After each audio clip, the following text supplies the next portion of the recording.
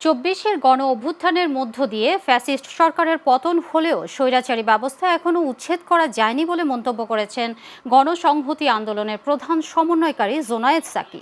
আজ গণসংহতি আন্দোলনের ২৩ বছরের প্রতিষ্ঠা বার্ষিকী উপলক্ষে সাভার জাতীয় শহীদ স্মৃতিসৌধে শহীদদের প্রতি ফুল দিয়ে শ্রদ্ধা নিবেদন শেষে সাংবাদিকদের তিনি কথা বলেন।